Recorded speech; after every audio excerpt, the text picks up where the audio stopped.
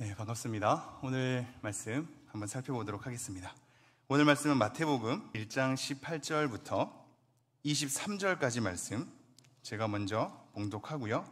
이어서 누가복음 말씀도 살펴보도록 하겠습니다. 마태복음 1장 18절부터 제가 봉독해 드리도록 하겠습니다. 예수 그리스도의 나심은 이러하니라. 그의 어머니 마리아가 요셉과 약혼하고 동거하기 전에 성령으로 잉태된 것이 나타났더니 그의 남편 요셉은 의로운 사람이라 그를 드러내지 아니하고 가만히 끊고자 하여 이 일을 생각할 때에 주의 사자가 현몽하여 이르되 다윗의 자손 요셉아 내 아내 마리아 데려오기를 무서워하지 말라. 그에게 잉태된 자는 성령으로 된 것이라. 아들을 낳으리니 이름을 예수라 하라. 이는 그가 자기 백성을 그들의 죄에서 구원할 자이심이라 하니라. 이 모든 일이 된 것은 주께서 선지자로 하신 말씀을 이루려 하심이니 이르시되 보라 처녀가 잉태하여 아들을 낳을 것이요 그의 이름은 임마누엘이라 하리라 하셨으니 이를 번역한즉 하나님이 우리와 함께 계시다 함이라. 아멘. 또 하나의 말씀 살펴볼까요? 누가복음 1장 34절 35절 말씀인데요. 두 절이니까 한 목소리로 읽어보도록 하겠습니다. 누가복음 1장 34절 35절 함께 읽겠습니다. 마리아가 천사에게 말하되 나는 남자를 알지 못하니 어찌 이 일이 있으리이까. 천사가 대답하여 이르되 성령이 내게 임하시고 지극히 높으신 이의 능력이 너를 덮으시리니 이러므로 나실 바 거룩한 이는 하나님의 아들이라 일컬어지리라. 아멘. 네, 오늘 제목 한번 함께 읽어볼까요? 시작. 참 하나님이시며 참 사람이신. 네, 오늘 이 제목으로 성령으로 잉태하사 동정녀 마리아에게 나시고 라는 이 사도신경의 우리의 믿음의 고백을 함께 살펴보도록 하겠습니다. 지금 세 번째 이어지는 시간인데요. 첫 번째 이어지는 고백부터 우리가 좀 돌아본다면 전능하신 하나님이 나의 아버지란 고백을 하거든요. 바꿔 말해서 나의 아버지로 부를 수 있는 그 존재가 전능하다랍니다. 내가 아버지로 부를 수 있는 존재가 전능한 것이며 전능하신 그 하나님이 나의 아버지가 된다니 정말 놀랍고 엄청난 은혜 아닙니까? 그러한 하나님께서 천지 모든 영적 세계와 물질적인 세계를 창조하셨단 말이죠. 그렇게 천지를 창조하신 분이라고 우리에게 얘기를 하고 있습니다. 그런데 이렇게 천지를 창조한 건 하나님의 전능함이 그냥 멋대로 표출하여서 창조한 것이 아니라 하나님의 기쁘신 뜻대로 창조하였단 말이죠. 하나님의 기쁘신 뜻대로 그 전능함이 표출되어져서 모든 영적 세계와 물질적인 세계가 창조되었다라는 것은 하나님은 뜻이 있으시기에 전능함을 발출하는 그 창조가 하나님의 목적대로 이루어져 갈 것이며 그러기에 하나님이 기필코 책임지시고 기필코 완성하신다는 의미까지 가지고 있습니다. 그러므로 그러한 전능하신, 그래서 천지를 창조하신 하나님이 나의 아버지란 사실은 하나님께서 기필코 완성하는 그 걸음 가운데 나를 끌고 가시며 나와 함께 하시며 나와 함께 그것을 이루어 가신다는 의미까지도 내포할 수 있겠습니다. 이것이 우리가 사도신경의 건조한 고백만이 아니라 그 고백이 우리로 하여금 가슴 뛰게 하는 의미, 그것으로 우리가 계속 고백하는 중이죠. 마찬가지로 그의 유일하신 아들, 감히 우리가 견줄 수 없는 그의 유일하신 아들이신 예수님이 그 이름 자체로도 우리의 구원자가 되시고 그러기에 예수님 안에서 모든 만물을 통일하게 하시는, 그래서 만물 위에 계시는, 모든 만물을 자기 발 아래에 두시는 그런 주로서 등장하는 분이 우리의 주가 되신단 말이죠. 그리고 그분은 그 그리스도이십니다. 기름 부음 받은 자로서 모든 제사장직과 모든 선지자직과 이 왕직을 온전히 이루어낼 수 있는 유일한 분, 그것을 우리는 우리의 예수님으로 고백하며 나아가고 있는 겁니다. 그리고 이러한 고백에 이어서 오늘의 고백, 성령으로 잉태하사 동정녀 마리아에게 나시고 라는 것으로 오늘의 믿음의 고백이 시작됩니다. 여러분 잘 기억해 주십시오.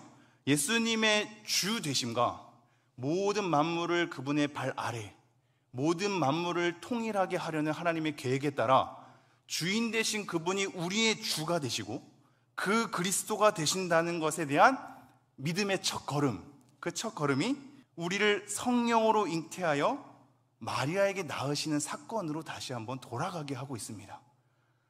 이것은 그렇다면 무슨 의미냐면, 내가 정말로 예수님을 나의 구원자이시오, 정말로 주님이시며 정말로 그 그리스도라고 믿고 고백한다면 우리의 이 믿음이 허황된 감정이 아니라 구체적인 사건으로 그 믿음을 다시 한번 고백할 수 있도록 우리를 안내하는데, 그것이 바로 역사 속에서 가장 처음 일어난 일, 성령으로 잉태되었으며 마리아의 몸에서 낳으신 사건을 믿어야 그것이 예수님의 주 되심과 예수님의 그리스도 되심을 믿는 것이다 라는 것으로 이어지는 것이죠. 여러분이 정말로 예수님을 우리의 주로, 그 그리스도로 믿고 고백한다면 이 걸음부터 시작해야 됩니다. 성령으로 잉태되어서 동정녀 마리아의 몸에서 나신 그 사건을 말이죠. 어떻게 여러분 믿으십니까? 정말로 믿으십니까? 제가 좀 더 바꿔 말하죠. 예수님께서 굳이 아기의 몸을 입고서 그 험난한 세월을 살지 않아도 되지 않습니까? 십자가의 구속의 사건으로 우리의 죄를 사할 수 있다면 예수님께서는 성인된 몸으로 이 땅 가운데 나타나셔도 되는 것 아닙니까? 어차피 성경 이곳저곳을 찾아보니 유아기에 대한 표현은 거의 없고 누가복음에 잠깐 등장하거든요. 그렇게 기록되지도 않는 유아기의 시절은 아예 없애버리고 성인으로 우리에게 나타나면 되지 않는가에 대한 부분을 우리는 가질 수 있죠. 그리고 잉태하는 것 또한조차 굳이 성령으로 잉태되어야 하겠는가? 굳이 남자와 동침하지 아니하는 그 여자의 몸에서 잉태될 필요가 있겠는가라는 우리의 물음을 가질 수가 있죠. 그럼 다시 한번 여쭤보죠. 여러 방법으로 우리 앞에 나타날 수 있는 그 예수 그리스도께서 남자와 동침하지 아니하는 그 여자의 몸에서 성령으로 말미암아 잉태되셔야만 했고, 또한 그가 성인으로서 우리에게 나타날 수도 있을진데 십자가의 구속 사건을 이루시려면 성인으로 나타나서 그냥 못 박혀 돌아가시면 될 것 같은데 굳이 아기의 몸으로 탄생하셔서 그 어린 시절을 겪어내야 할 필요가 있었을까요? 있었겠습니까? 이게 다른 말로 여러분은 성령으로 잉태하사 동정녀 마리아에게 나신다는 이 사건을 믿으십니까? 란 동일한 질문입니다.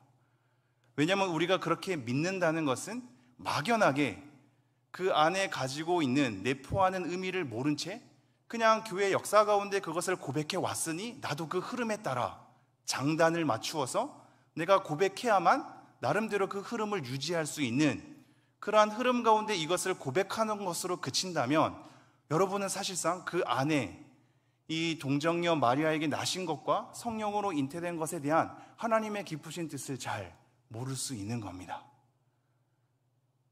아마도 성도님들은 이 안에 서려져 있는 깊은 의미보다도 이것이 성경에서 증언하고 있기 때문에 믿으셨을 겁니다. 그렇죠? 그렇지 않습니까? 이것은 한국교회가 가지고 있는 굉장히 중요한 자산입니다.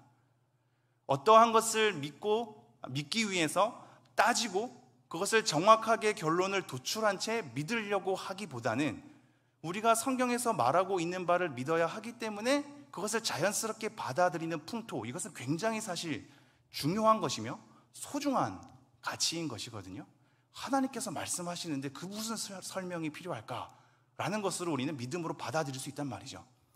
이것이 너무나 중요한 자세이고 너무나 좋은 가치이지만 만약에 이것으로만 머물다면 우리의 믿음 안에서 성령으로 잉태되고 동정녀 마리아에게 낳으신 이 사건을 가지고 있는 함의, 그 안에 내포되어 있는 중요한 의미를 전혀 헤아리지 못한 채 고백을 이어가기만 할 가능성이 있습니다. 그래서 많은 사람들은 사도신경을 해설하게 될 때 이 해설을 통하여서 우리의 믿음이 강화된다라고 표현하고 있습니다. 이건 너무나 중요한데요. 신학이 우리의 신앙을 망칠까요? 때로는 그런 말을 많이 들으셨을 수 있습니다. 신학교를 갔다가 처음에는 굉장히 믿음 좋게 시작했는데 졸업할 즈음에는 거의 평신도란 말이 옳진 않지만 평신도보다도 더 못한 신앙으로 졸업할 때가 있었다, 뭐 이런 말을 들으셨을 겁니다. 그런 사람들은 사실 신학을 제대로 안 했기 때문입니다. 신학을 제대로 한다면 우리의 신앙은 깊어질 수밖에 없습니다. 물론 그렇다고 우리의 삶이 풍성해지는 건 아닙니다. 그건 또 다른 차원이나 하나님을 안다라는 차원에서의 그 깊숙함은 당연히 누릴 수밖에 없습니다. 바른 신학을 한다면 말이죠. 그러므로 여러분이 성령으로 잉태하사 동정녀 마리에게 낳으신다는 이 사실을 여러분이 만약에 믿음으로 받아들이신다면 이 내용이 가지고 있는 의미가 무엇인가까지도 우리가 살펴야 여러분이 이 믿고 고백하는 내용이 더 깊숙해질 수 있습니다. 그것을 위해서 우리는 사도신경을 해설하는 것이며 하나하나를 헤아려 보면서 우리의 믿음의 고백을 돌아보는 중에 있는 겁니다. 아까도 얘기했듯이 우리가 이것을 믿음으로 고백하는 이유는 이 일이 과연 합리적인가? 과연 남자와 동침하지 않은 여자의 몸에서 잉태할 수 있는 것인가? 그것이 가능한 이야기인가? 라는 접근보다는 예수님이 실제로 이렇게 나셨으며 그것을 성경이 증언하고 있기 때문에 우리는 그것을 믿음으로 받아들입니다. 우리의 출발은 거기지요. 성경에서 말하는 것으로부터 출발하는 겁니다. 우리의 이해가 내가 납득할 만한 조건에서 시작되는 것이 아니라 하나님께서 말씀하시고자 하는 그 내용으로부터 우리의 믿음이 출발하는 것이죠. 그 믿음으로부터 우리의 이해의 깊이는 좀 더 다른 차원에서 깊어져야 하는 것입니다. 그렇다면 우리가 이 성령으로 잉태되어 동정녀 마리아에게 나시며 라는 이 문구가 왜 사도신경 가운데 계속적으로 중요하게 자리 잡았는가? 이것이 중요하지 않다면 중간에 빠졌을 수도 있겠죠.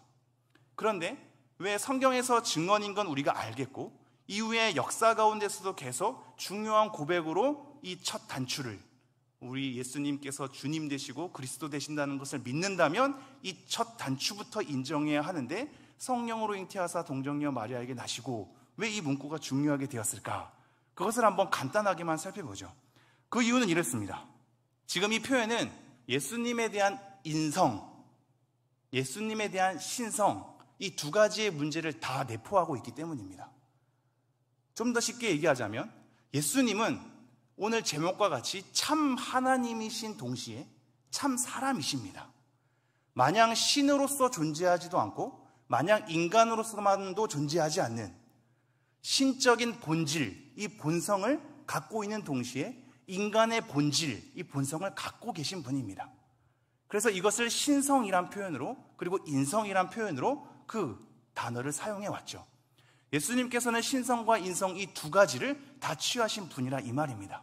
이것이 너무나 중요했고 성령으로 잉태돼서 동정녀 마리아에게 나신다는 이 문구 가운데 우리가 그 모든 신성과 인성을 밝히 알 수 있고 그러기에 예수님께서 참 하나님이시면서 참 사람이시다는 사실을 알 수 있기 때문입니다. 그렇다면 이 신성과 인성에 대한 이 내용이 왜 그토록 강조되어야만 했는가? 그것은 모든 역사 가운데 인성을 약화시키려는 시도도 있을 뿐더러 신성을 약화시키려는 시도 또한 있었기 때문입니다. 좀 더 쉽게 얘기하면 예수님을 신으로 안 본 거지요. 하나의 인간으로 본 겁니다. 더 성숙한 인간으로 말이죠. 더 성숙한 인간으로 보았기 때문에 그가 평범한 인간이었음에도 불구하고 성숙함으로 나아갔더니 하나님의 아들됨으로 인정을 받았다라는 식으로 주장하는 무리들이 생겼습니다. 이것이 오늘날 좀 더 바꿔서 어떻게 표현될 수 있을까요? 여러분은 지금 신성, 인성, 약화시켰다 이런 표현들이 한낱 옛 버전으로서 옛 역사 속에서만 등장하는 개념이라고 생각할 수 있겠습니다. 그러나 그렇지 않습니다. 오늘날에도 늘 성행할 수 있는 이것이 어떤 식으로 오늘날 현대적으로 표현이 될까요? 예수님을 한낱 교사요 스승으로만 보는 행위입니다. 예수님을 신적 존재로 보지 않고 한낱 성숙한 교사로 보는 행위입니다. 한낱 성숙한 교사로 보게 되면 우리에게 어떤 신앙을 길러낼까요? 예수님께서만 유일하게 해낼 수 있는 그 역할을 주목하게 하지 않고 우리 또한 노력한다면, 우리 또한 열심히 갖고 낸다면, 우리 또한 성숙함에 이른다면 예수님과 같은 그 자리에 도달할 수 있을 것이다 라는 것을 만들어내게 되죠. 그러므로 기독교는 윤리적 기독교가 됩니다. 도덕적이고 윤리적인 종교로 전락하게 되며 예수님의 신적 성품과 오직 예수님만이 이루어낼 수 있는 그 역할에 대해서 주목하지 못하고 한낱 인간의 성숙함으로 보기 때문에 우리를 향해 가르치시는 교사로 보기 때문에 우리 또한 그 모범을 따라서 윤리적인 것을 취하고 도덕적인 것을 취해서 성숙한 인간으로서 이 땅가에 살아갈 수 있을 것이다 라는 것으로 우리에게 착각을 일으키게 되죠. 또 하나의 흐름은 예수님을 너무 신적인 존재로만 보는 겁니다. 아까는 한낱 인간으로만 봤다면 반대편에서 예수님을 신적으로 보기에 인간성에 대해서는 전혀 주목하지 않는 겁니다. 이러한 흐름들이 늘 초대교회 역사 가운데 왔었고 우리를 늘 시켰죠. 이것이 현대 버전으로는 또 어떻게 나타날 수 있을까요? 예수님은 신성과 인성을 두 가지 다 지녔기에 예수님은 인성으로서 아픔을 느낄 수 있는 분이며 고통을 느낄 수 있는 분이며 눈물을 흘리시는 분이며 배고픔을 가지시는 분이며 상처받을 수 있는 분이시죠. 인성으로서는 그렇습니다. 신성으로서는 그렇지 않으나 예수님은 완전한 인간이셨기에 인간이 가질 수 있는 모든 아픔과 모든 슬픔과 모든 고통을 고스란히 느끼실 수 있는 분이란 말입니다. 그러나 우리의 관점이 너무 신적인 존재로만 취급하다 보면 예수님께서 취하신 아픔을 놓칠 때가 많고 예수님께서 느끼신 고통과 상처, 버림받음을 놓칠 때가 많죠. 그러므로 그리스도의 고난은 어차피 부활로 승리하게 될 잔재물, 어차피 승리하니까 크게 그것에 주목하지 않아도 되는 한낱 약간의 결핍일 뿐으로 보게 되는 경우가 많이 있게 되는 것입니다. 우리는 이 두 가지를 다 균형을 맞춰야 하겠습니다. 예수님은 참 하나님이시면서 참 인간이십니다. 그러기에 신성을 가질 수 있는 분이며 인성을 가질 수 있는 분으로 우리에게 소개되고 있단 말입니다. 이러한 수많은 것이 혼동되지 않도록 451년 칼케톤 공의회에서는 인성과 신성에 대한 부분을 이렇게 얘기하죠. 그 두, 신성과 인성은 섞이지 않고 변화되지 않고 나누어지지 않고 분리되지 않는다.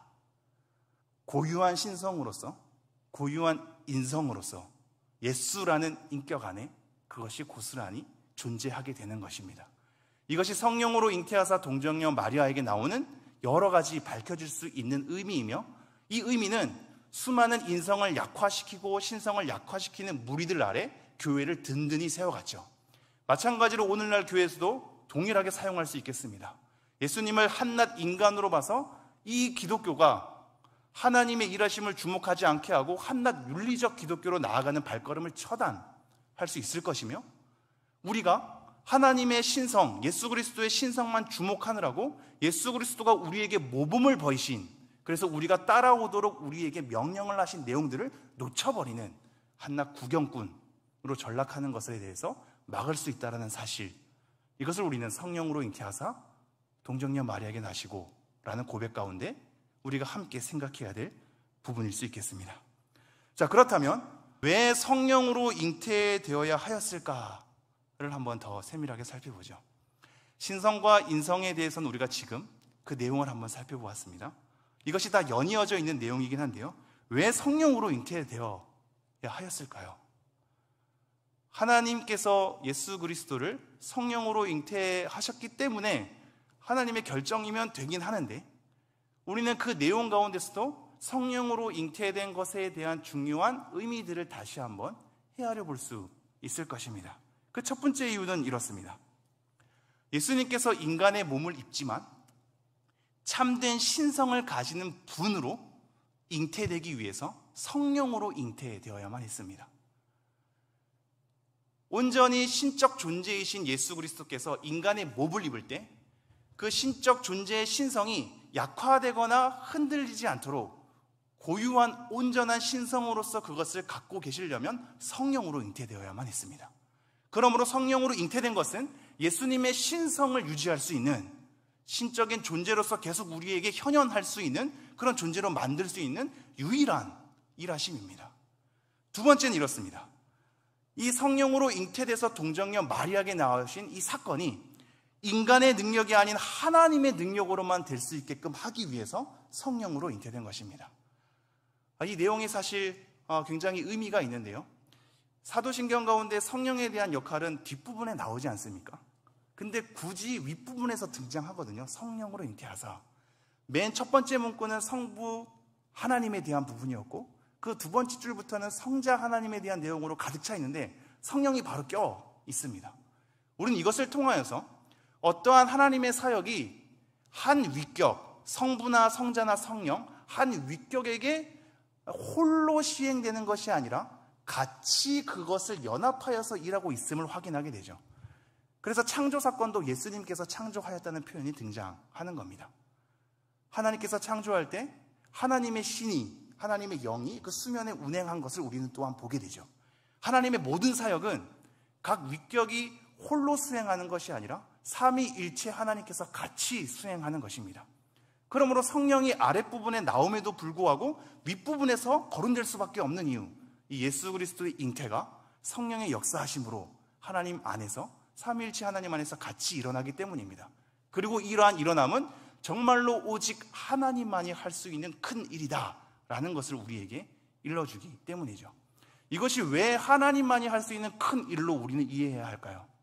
이것이 만약에 인간의 어떤 능력이 개입될 수 있다면 예수님께서 이 땅 가운데 오시는 것은 우리의 구원 사건 때문인데, 그 구원 사건에 대해서 우리가 어느 정도 협력할 수 있다라는 여지가 생기기 때문입니다. 그러므로 우리를 위해서 오신 예수 그리스도의 잉태는 철저히 하나님의 능력으로만 이루어질 수 있다는 것을 우리는 여기서 확인하게 되죠. 마지막 세 번째가 제일 중요한데요. 왜 성령으로 잉태되어야 했을까? 그것은 죄 없는 인간으로 오셔야만 했기 때문입니다. 죄 없는 인간으로만 오셔야 온전한 구속을 이루어낼 수 있기 때문이죠. 똑같은 사람의 몸으로 잉태되었으면 모두가 다 아담과 하와를 통해서 물려받게 되는 이 원죄를 지니고 있지 않습니까? 죄된 상태를, 죄책과 오염을 가지고 우리는 태어난단 말이죠. 그렇다면 그냥 인간의 어떤 동침 속에서 예수 그리스도께서 오셨다면 고스란히 죄를 갖고 오시는 것이며, 죄를 갖고 태어난 그 인간으로서는 하나님과 우리를 화목할 수 있게 하는 화목 제물로서 드려질 수 없는 겁니다. 그렇다면 우리의 죄를 속하기 위해서는 죄 없는 인간으로 오셔야만 했습니다. 철저히 인간으로 오실 수 있으시되 죄 없는 인간이 되셔야만 했죠. 그러기에 성령으로 잉태하사라는 것이 꼭 필요한 사건이었습니다. 이것을 로마서 8장 3절에는 이렇게 얘기하죠. 죄 있는 육신의 모양대로입니다. 죄 있는 육신의 모양대로. 육신은 다 죄가 있는데 그러한 육신, 죄 있는 육신으로 온 게 아니라 죄 있는 육신의 모양대로 오신, 그래서 모든 인간됨을 취하셨지만 죄됨을 취하시진 않으신, 그것이 도대체 어떻게 가능하단 말입니까? 성령으로 잉태되었기에 가능합니다 라는 것으로 우리는 답변할 수 있는 것이죠. 자, 그렇다면 동정녀 마리아에게 나시고 라는 부분을 살펴보겠습니다. 동정녀 마리아에게 나시고 라는 부분 속에서 먼저 동정녀라는 표현을 우리는 한번 살짝만 헤아려 보겠습니다. 우리가 마태복음에서 확인한 잉태할 것이라는 것에 대한 표현이, 이 여인이 어떤 표현으로 되어 있죠? 처녀로 되어 있지 않나요? 보라, 처녀가 잉태하여 아들을 낳으리니. 이 말씀은 어느 말씀에 대한 예언을 가지고 온 걸까요? 이사야 7장 14절의 말씀을 가지고 옵니다. 그럼 처녀로 번역된 이 말이 우리는 지금 동정녀라는 표현을 쓰고 있단 말이죠. 그럼 처녀인가 동정녀인가에 대한 것부터 우리가 조금 해결하긴 해야 되겠습니다. 사실 동정녀란 말은 동자는 아이 동자죠. 그리고 고들 정자입니다. 여자는 여자 여자죠. 그래서 아이, 젊은 아이가 동침하지 아니한 것을 곧게 지킨 이 아이를 동정녀라는 표현을 씁니다. 그렇다면 이사야서에서 말하는 이 처녀란 단어, 그리고 마태복음에서 그것을 인용하고 있는 이 처녀란 단어는 사실상 그 원어를 보자면 동정녀라는 의미를 다 갖고 있지는 않고 원래는 젊은 여성이라는 표현을 쓰고 있습니다. 젊은 여성. 근데 이 젊은 여성은 처녀일 수도 있고 처녀가 아닐 수도 있죠. 처녀란 사전적인 의미는 결혼하지 않은 여성을 얘기하기 때문입니다.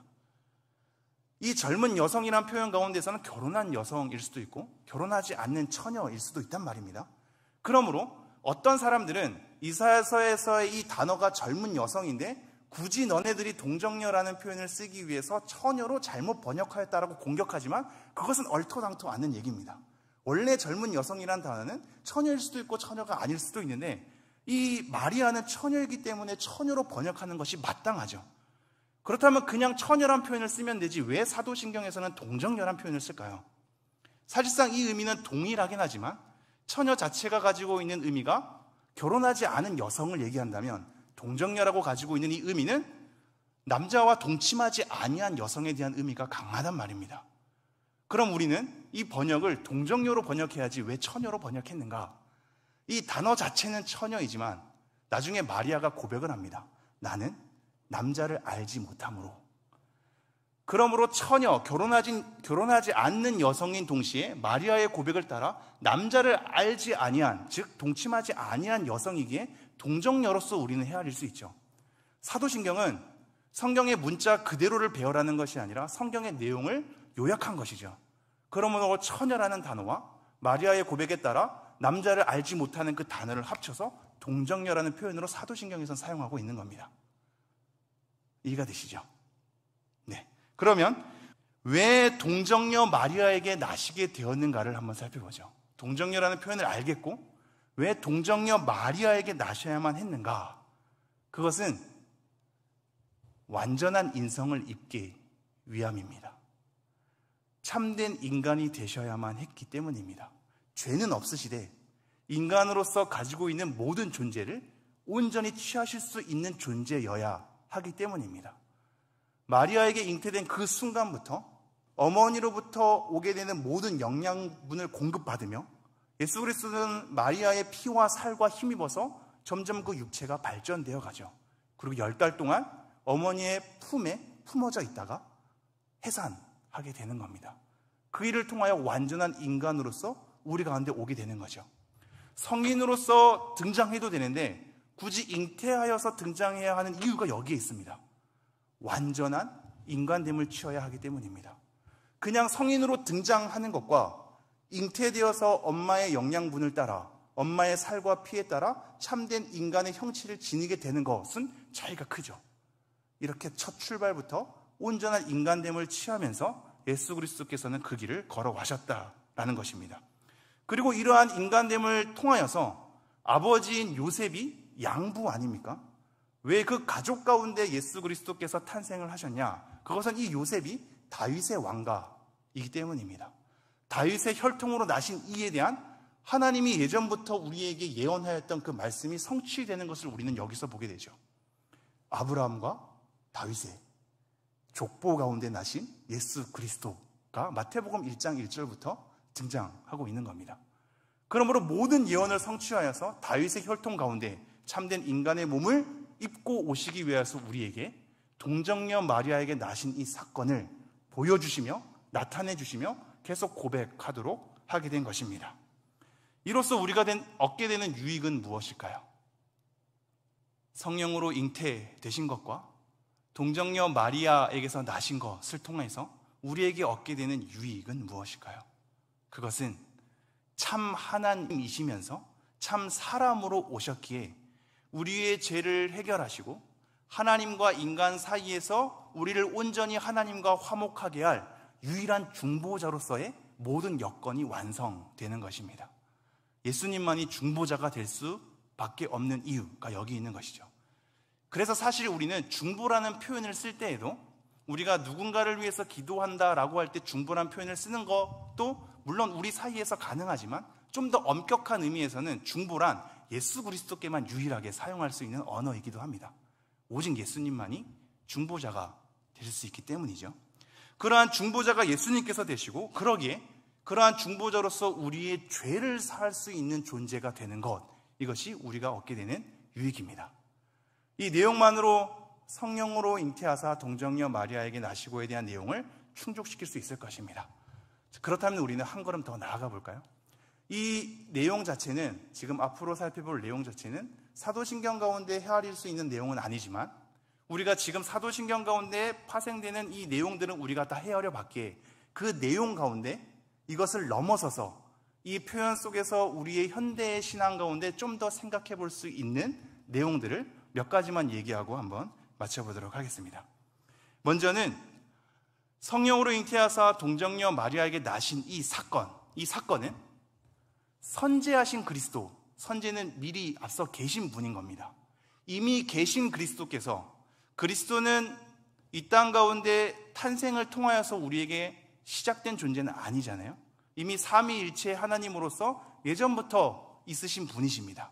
그런 선지하신 그리스도가 인간의 몸을 입고 들어오는 사건이며 초자연적이신 분이 역사 안으로 들어오는 사건인 거거든요.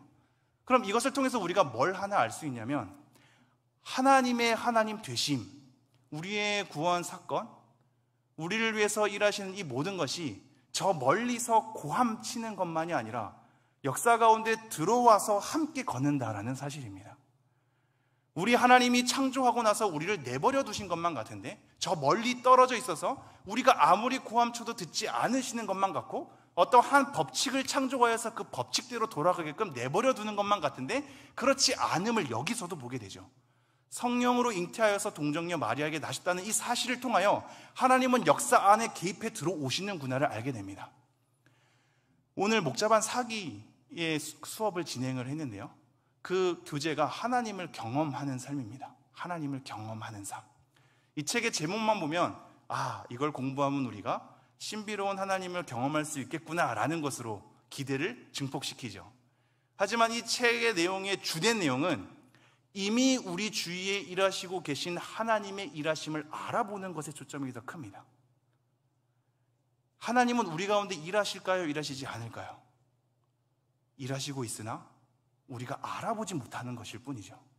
하나님이 어떻게 일하시는지 모르니, 하나님의 뜻이 무엇인지 모르니 나를 그냥 내팽개친 것만 같고 아무리 내가 고함쳐도 안 듣는 것만 같고 내 상황을 해결해 주지 않는 것만 같아서 멀리 있는 하나님, 숨어 계신 하나님, 외면하는 하나님, 침묵하는 하나님으로 우리가 생각할 때가 많은데 사실상 우리가 그 하나님의 일하심을 모를 수도 있다는 사실, 늘 일하시고 계시나 우리는 그 일하심을 전혀 알아채지 못한 채 하나님은 안 계시구나, 하나님은 일하시지 않구나라고 착각할 수 있다는 사실을 헤아려 봐야겠죠.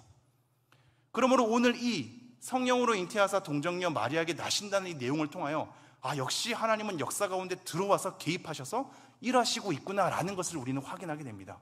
그리고 그러한 확인은 좀 더 나아가게 되죠. 이 하나님의 일하심을 보십시오. 잉태하여서 엄마의 몸속에서 10달간 지닌단 말입니다. 그 누가 이걸 알아볼 수 있겠습니까? 그 누가 왕되심을 알아볼 수 있을까요? 물론 몇몇의 목자들과 나중에 동방박사들은 그것을 뒤늦게 알아듣고 경배하러 왔죠. 하지만 많은 사람들은 그것을 모르고 있지 않았습니까?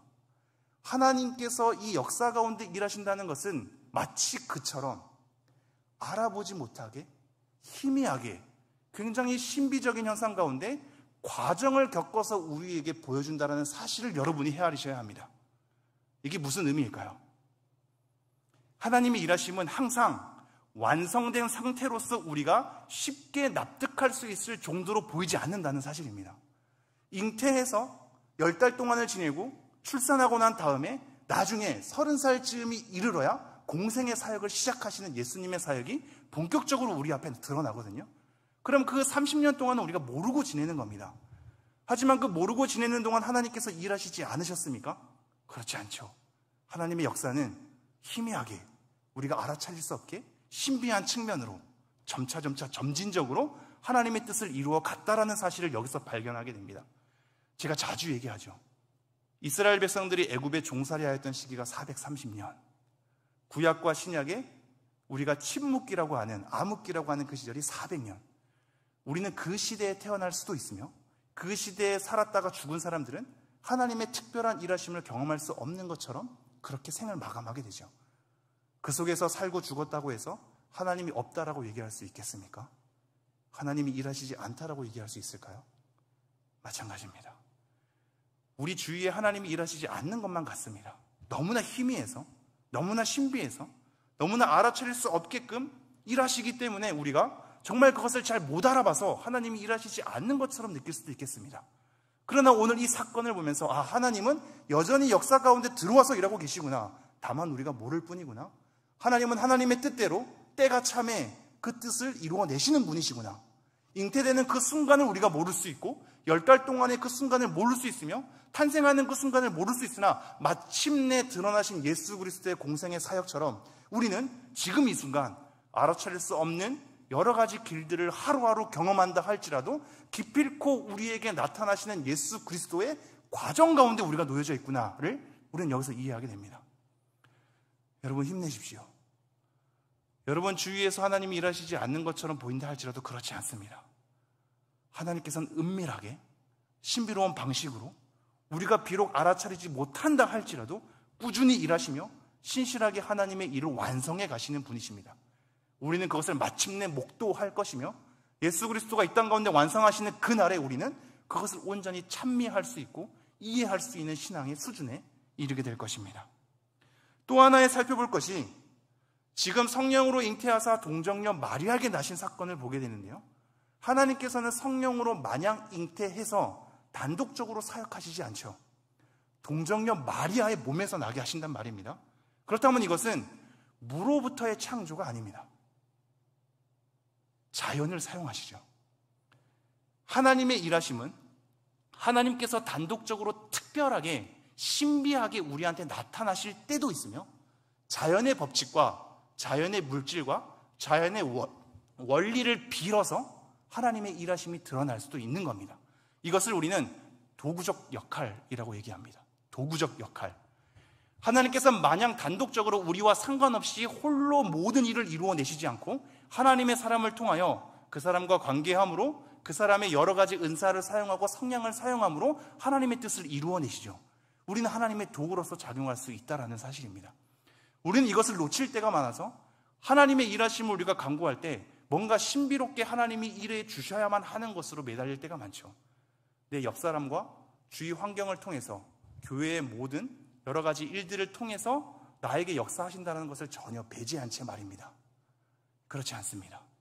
동정녀 마리아를 사용하신 하나님은 모든 우리의 자연 만물과 우리의 모든 상태를 사용할 수 있는 분입니다. 우리는 마땅히 그분의 일하심의 도구가 되어야 합니다. 그러나 여러분 하나 더 기억해 주십시오.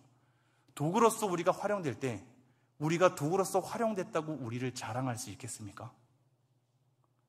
마리아는 어떤 고백을 했을까요? 마리아는 이렇게 고백합니다. 보소서 주의 여종이오니 말씀대로 내게 이루어지이다. 마리아는 순종한 것밖에 없죠. 그것을 받아들인 것밖에 없습니다. 내가 받아들였습니다 라고 우리가 주장할 수 있을까요? 어떠한 것으로든 마리아가 공로를 취할 수 있을까요? 마리아의 어떤 잘됨 때문에 예수님께서 잉태하게 하신 걸까요? 하나님의 일하심이 그 사람의 어떤 마음의 듦 때문에 그것을 기반으로 일하시는 걸까요? 그렇지 않습니다. 다만 그가 그 기쁘신 뜻대로 그 일을 이루어내시는 겁니다. 그러므로 우리는 자랑할 수 없고 그저 하나님께 엎드릴 수밖에 없죠. 그래서 이런 표현을 씁니다. 제가 한번 읽어드리죠. 피조물이 하나님께 순종의 예를 말한다는 것은 하나님께서 인간에게 수여하시는 저 위대한 끄집어내어짐에 속한다. 칼바르트라는 신학자가 얘기한 건데요, 엄청난 고백 아닙니까? 우리가 예라고 얘기할 때 어찌 내가 예했다고 하나님께 뻐길 수 있을까요? 어찌 내가 이것을 순종하였기 때문에 하나님 이렇게 일하시게 된 것 아닙니까? 라고 자랑할 수 있을까요? 우리가 어떠한 하나님의 귀한 결과를 놓고 내가 기도하였기 때문에, 내가 예배하였기 때문에, 내가 어떤 선한 일을 하였기 때문에 라고 감히 하나님께 얘기할 수 있을까요? 하나님께서는 그 자리에 우리를 위치시키셔서 우리가 그러한 도구로 활용될 수 있도록 끄집어 내어주신 것이 아닐까요? 감히 교만할 수 없으며 함부로 우리의 순종이 하나님의 일하심을 좌지우지할 수 없으며 나의 어떠함이 하나님에 대한 일하심을 결정할 수 없다라는 사실을 우리는 명심하며 나는 다만 하나님이 쓰시고자 하실 때 쓰일 수 있는 하나님의 도구일 뿐이구나 라는 것으로 하나님 앞에 나아가야 한다는 사실입니다. 두 가지만 더 얘기하고 마치도록 하겠습니다. 우리는 또한 이 내용을 통해서 이것까지도 생각할 수 있겠습니다. 더러운 것에서 거룩한 것이 발생할 수 있을까요? 온갖 점집이 성행한 곳에 하나님의 역사가 있을 수 있을까요? 모든 불교로 무장한 곳이 하나님의 은혜를 입을 수 있을까요? 우리는 쉽게 그렇게 생각할 때가 있죠. 내가 뭔가 범죄할 때 나의 범죄함 때문에 하나님의 역사가 이루어지지 않는 것처럼 얘기할 때가 있습니다. 그래서 이것에 대한 또 다른 버전이 이렇게 나오죠. 하나님의 음성을 듣는 것에 대한 여러 강의를 들어보십시오. 그 중에 늘 연이어서 나오는 것이 이겁니다. 본인을 정결하게 해야 합니다. 본인이 죄를 갖고 있으면 하나님과의 관계가 막혔기 때문에 하나님의 음성을 들을 수 없습니다. 여러분을 깨끗게 하고 정결하게 하십시오. 그래야 하나님의 음성이 들릴 것입니다. 여러분, 이것은 우리가 당연히 깨끗해야 하고 당연히 정결하도록 노력해야 합니다. 그러나 하나님의 일하심이 우리의 깨끗함을 기반으로만 표출되지 않습니다. 지금 마리아를 보십시오. 마리아가 무엇이 정결하기 때문에 그 가운데 잉태가 된 걸까요? 여러 성경 인물들을 보십시오. 그들이 뭔가 잘난 것이 있어서 거룩해서 하나님께서 그들에게 음성을 내려주셨단 말입니까? 그렇지 않습니다. 오히려 정반대입니다. 너무나 악하고 게으른 그들에게 하나님의 음성을 들려주시죠. 그리고 그들을 하나님의 올바른 사람으로 가꿔주시죠. 하나님은 더러운 것에서 정결함을 창조할 수 있는 분이며 하나님은 굉장히 악한 곳에서 선함을 도출해낼 수 있는 분입니다. 만약에 하나님께서 더러운 곳에서 선한 것을 도출할 수 없는 분이라면 우리 교회가 만약에 악함 가운데 치닫고 있다면 더 이상 우리 교회는 선하게 설 수가 없게 되죠. 그 가운데 하나님이 일하실 수 없으니 말입니다. 우리는 여기서 그게 아니라는 것을 확인하게 됩니다. 우리가 너무나 더러움에도 불구하고 성령이 우리 가운데 들어와서 우리의 믿음을 고백할 수 있도록 먼저 역사하시는 것처럼 말입니다. 내가 믿었기 때문에 그 믿음에 따라 성령이 뒤따라오는 것이 아니라 내가 믿음을 고백할 수 있는 것은 내 안에 성령님께서 먼저 역사하고 계시기 때문입니다. 마찬가지로 또 하나, 우리는 성령으로 잉태하사 동정녀 마리아에게 나신 이 사건을 가지고 태아의 생명, 우리 잉태된 이 아기, 발아된 이 아기를 언제 인간으로 볼 수 있는가에 대한 현대적인 의미까지 생각해 볼 수 있을 것입니다. 어떤 사람들은 이 잉태된 아기가 사람으로서 보는 것을 완전 빠르게는 14일, 황우석 박사가 그렇게 봤죠. 14일로 보기도 하고 그 이후에 10주, 15주, 많게는 25주, 더 많게는 30주까지 그 이전에는 단백질 덩어리로 본단 말입니다. 그러므로 낙태가 허용이 되며 낙태의 옳고 그름을 떠나서 그것은 좀 더 사회적 이슈가 많기 때문에 논의할 것이 상당히 많습니다. 그것을 떠나서 우리 뱃속에 있는 이 아기를 언제 사람으로 볼 것인가를 우리는 예수 그리스도의 성령의 잉태하심으로 알 수 있습니다. 만약에 처음 잉태된 그 순간부터 사람이 아니라면 성령님께서 잉태하셔서 인성을 취하신 것이 처음에는 인성을 안 취했다가 나중에 사람이 되어서 인성을 취했다는 얼토당토 없는 이야기가 되기 때문이죠.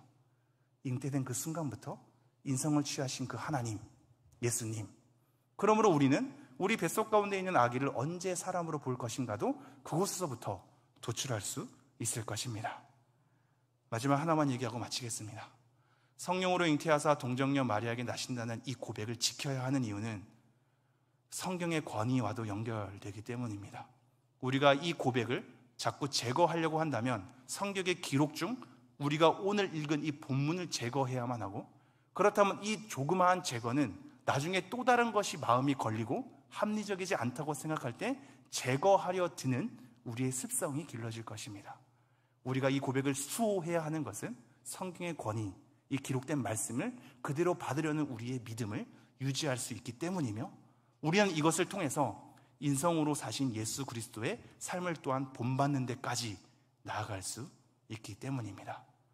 이 고백의 중요한 의미들을 생각하시면서 성령으로 잉태된다는 것이 과연 무엇인가, 동정녀 마리아에게 난다는 것이 과연 무엇인가를 깊게 받아들이시며 그 안에 함유된 신앙의 길을 정직하게 걸어가는 여러분 되기를 소망합니다.